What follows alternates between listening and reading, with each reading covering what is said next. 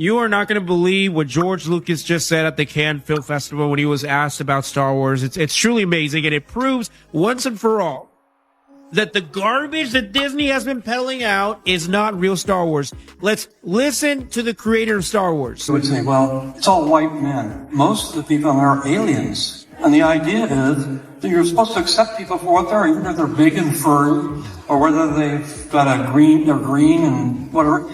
The idea is all of the people are equal. There's no women in the movies. Who do you think the heroes are in those films? What do you think Princess Leia was? She is the head of the rebellion. She's the one that's taking this young kid that doesn't know anything and trying to save the rebellion. She's the hero of the movie. When I sold the company, I just sort of said, I had a baby girl, got married, I had a different life, because I knew it would take me another 10 years to make the... Imagine a Star Wars series so bold, dark, and ambitious that it could have altered the entire franchise forever. George Lucas had such a project, Star Wars Underworld. With 60 fully written scripts, this show was intended to be dark, violent, and far removed from the toned-down Star Wars we see today. It was Lucas's next big venture after the prequels, a passion project that could have kept the franchise in his hands. Some believe that if this show had been made, Disney might never have bought Star Wars. Lucas's longtime producer, Rick McCallum, recently admitted that letting this project fall through remains one of their biggest regrets.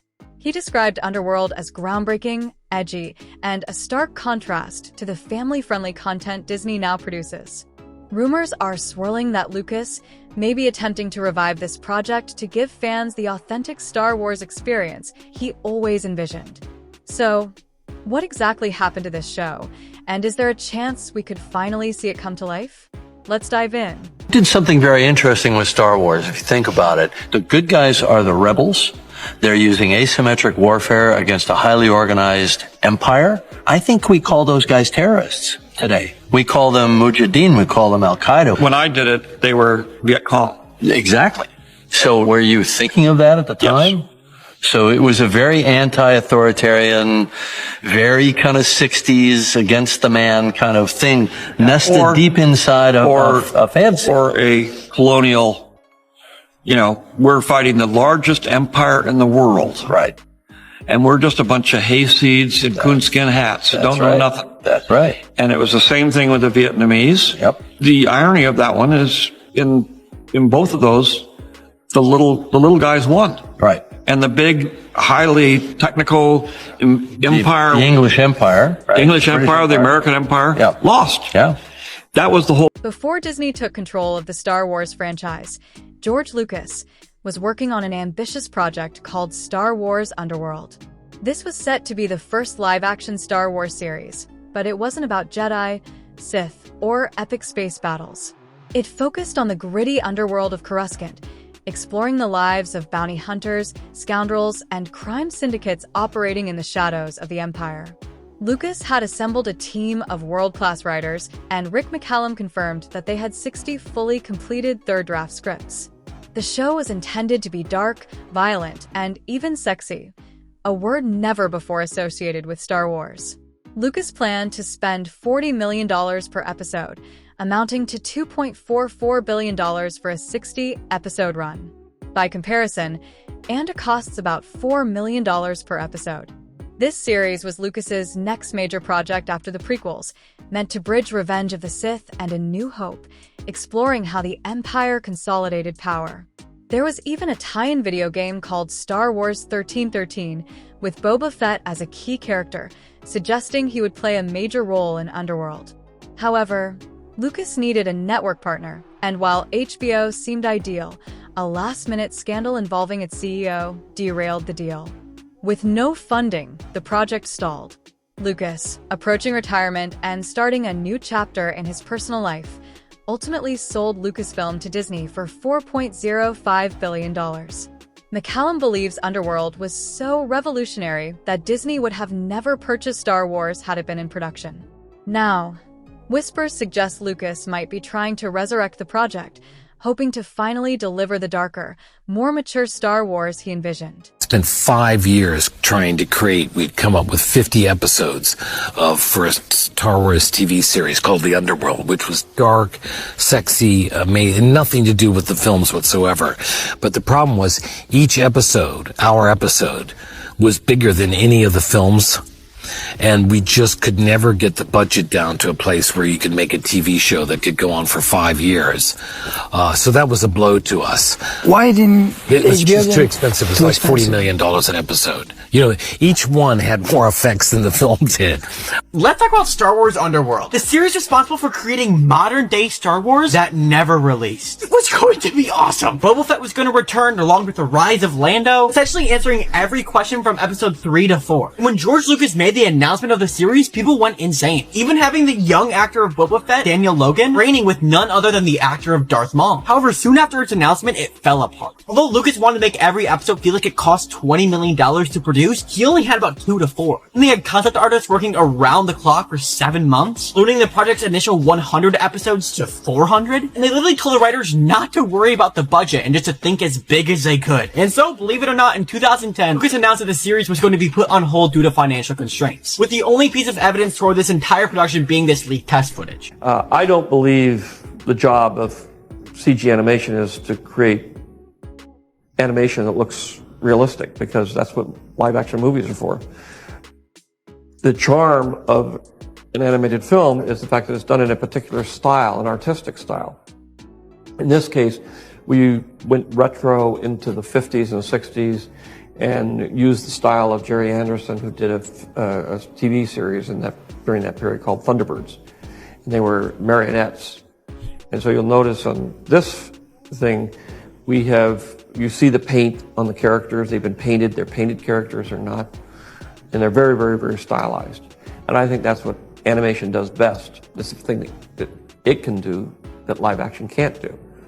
And we moved technology forward in a lot of different ways to be able to get very, very high quality for very limited resources, which is what you have on television. But at the same time, it turned out so great that when I saw it for the first time on the big screen, I said, this is brilliant. I mean, we could make a feature out of this. And so we decided to do a feature about Ahsoka, and that's how it ended up being a feature film. Star Wars Underworld had the potential to be one of the most revolutionary projects in television history, but it ultimately became one of entertainment's biggest missed opportunities. With 60 fully developed scripts, a darker and more mature vision, and a massive $40 million per episode budget, it could have been the most expensive TV show ever produced. In today's streaming era, where shows like The Rings of Power and Stranger Things have enormous budgets, this might not seem unusual. But in the early 2000s, networks were unwilling to take such a massive financial risk. Lucas sought European production partners, but negotiations dragged on, and the financial hurdles proved too difficult to overcome. HBO was the best hope, but just before a crucial meeting, a scandal forced the network's key decision-maker to step down. Without a partner, the project stalled indefinitely. Rick McCallum admitted that not making this show remains one of the greatest regrets of their lives. Underworld was meant to keep Star Wars alive while allowing Lucas to step back from directing films. If it had been made, Lucasfilm might never have been sold to Disney, and the sequel trilogy we got may never have happened. Instead, Lucas sold the franchise in 2012 for $4.05 billion, reshaping Star Wars forever.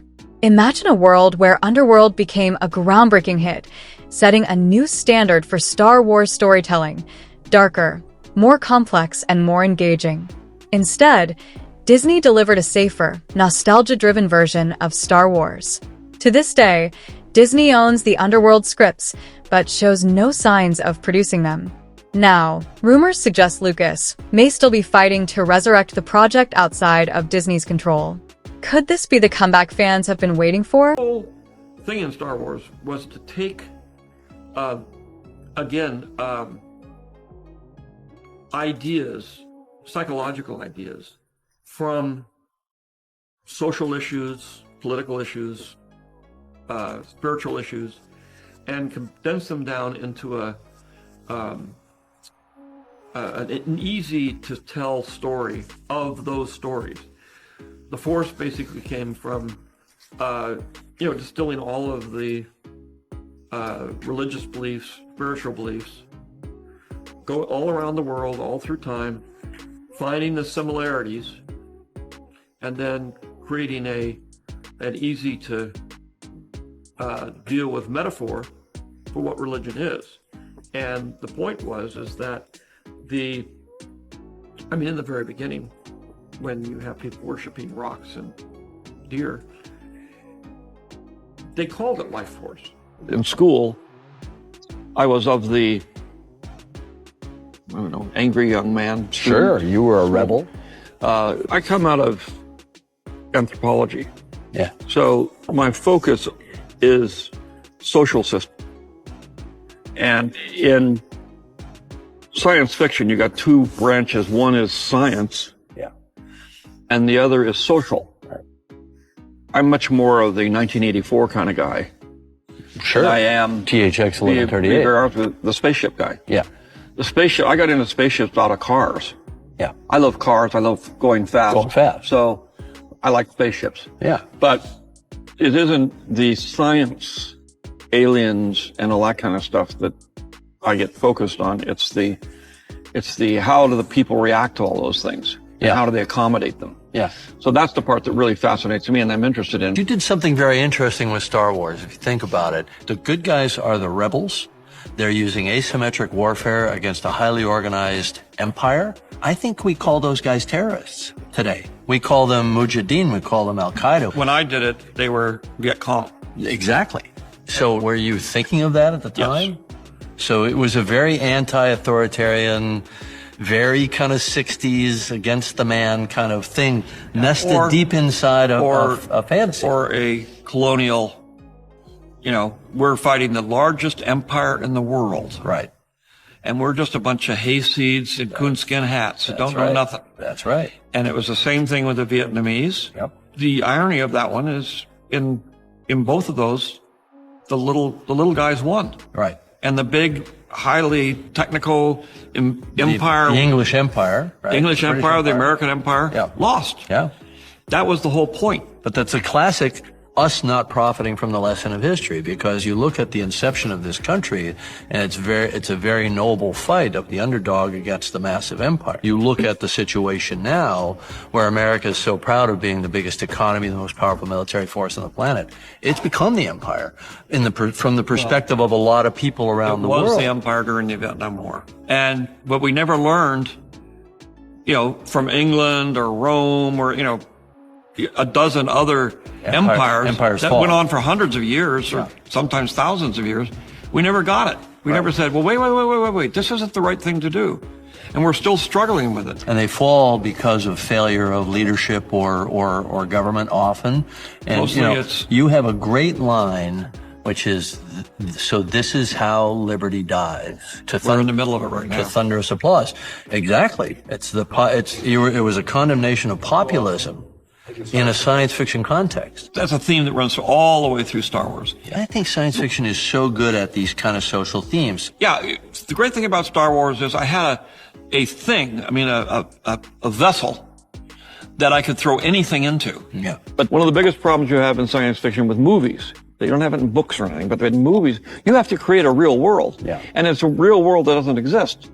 Yeah. And you have to do what Kurosawa used to say is, it has to have immaculate reality. Yeah. Even though it's not like real. That the idea of a space dogfight came into play.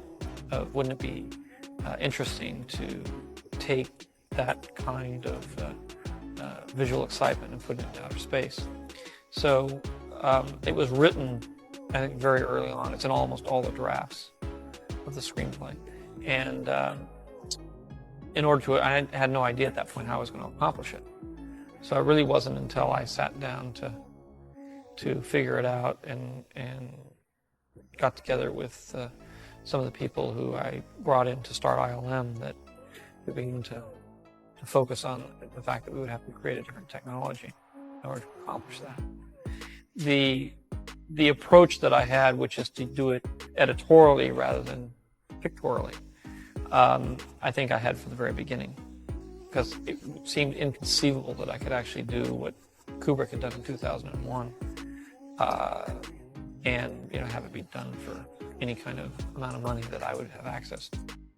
So I figured I would do it by sleight of hand, using editorial techniques. And so I had to create something that was in motion. And we did some what we call videomatics, which we'd take little models and move them around on video and transfer that. And we did do some little animated pieces with very crude animation. And then I took footage from actual dogfights that we got out of gun cameras in World War I, World War II, and various documentaries and that sort of thing. And out of that created a sequence that is more visual in motion. If Star Wars Underworld ever sees the light of day, it could become one of the most significant moments in Star Wars history. It represents a chance to reclaim the franchise from corporate oversight and bring George Lucas's original vision back to life. We were once on the verge of getting a bold, mature, and groundbreaking Star Wars universe, but instead, we ended up with a version shaped by Disney's safe, corporate approach. With modern advancements in technology, particularly artificial intelligence, there's now hope that fans could potentially bring Underworld to life. AI-generated films are evolving rapidly, with tools that can recreate voices, generate realistic CGI, and even write scripts. This makes the dream of turning Lucas's 60 locked-away scripts into high-quality episodes more realistic than ever. Imagine a fan-made Star Wars series that stays true to Lucas's vision, bypassing corporate limitations. Disney could still produce Underworld today. They own the scripts and have the resources, but the question is whether they have the courage to break away from their predictable formula. If Disney truly wants to win back Star Wars fans, this is how they do it. The demand for authentic, mature Star Wars stories is stronger than ever. If Disney doesn't take action, passionate fans might. An AI-powered fan project could become one of the most ambitious in Star Wars history, proving once and for all that real Star Wars still has a devoted audience. At its core, Star Wars Underworld is a missed opportunity and one of the biggest what-ifs in entertainment history. If it had been made, the Star Wars universe would be vastly different today. Lucas never selling to Disney, the absence of the sequel trilogy, and a darker, more complex Star Wars world could have been our reality. As Rick McCallum said, not making this show remains one of their greatest regrets. It's time to ask, should Disney bring Underworld back? Or should Lucas, with today's technology, finish what he started and give fans the story they were promised? The power is in their hands, and in ours.